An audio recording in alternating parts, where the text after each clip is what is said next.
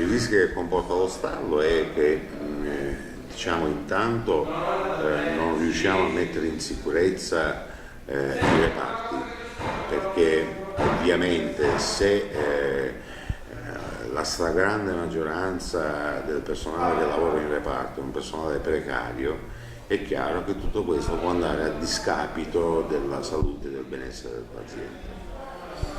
Quindi non si sbloccano i concorsi.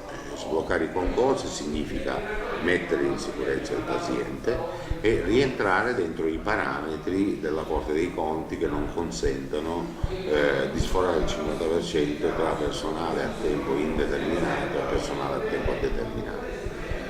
Il terzo motivo è quello che finalmente si può rodare, come dire, una macchina che è quello del sistema sanitario, dell'emergenza urgenza territoriale e quindi anche dei posti letto pubblici e privati, che dovrebbe essere, come dire, la freccia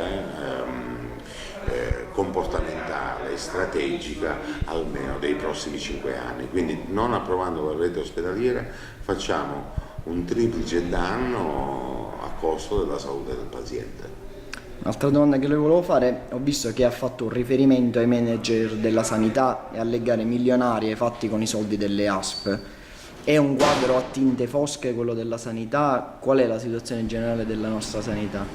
Allora, la situazione dal punto di vista contabile è positiva.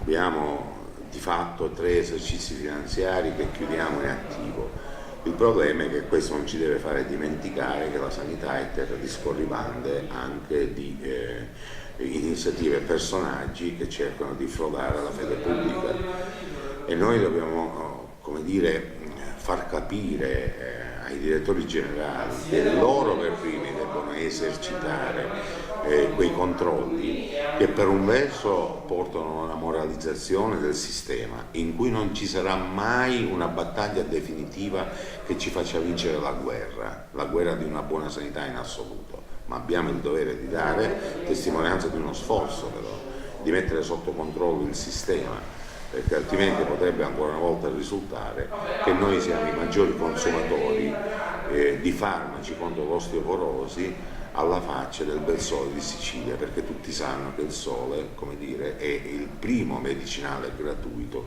contro l'osteoporosi. Ecco, faccio un esempio per dire i 1000 rivoli che bisogna mettere sotto controllo, e i soldi che si risparmiano vengono reinvestiti sui cittadini per accorciare le liste d'attesa, per fare in modo che abbiano un benessere maggiore, per non trovare intasamento nei pronti soccorso, per fare dei corsi di formazione, per professionalizzare ancora di più i tanti professionisti che si dedicano con abnegazione a questo lavoro.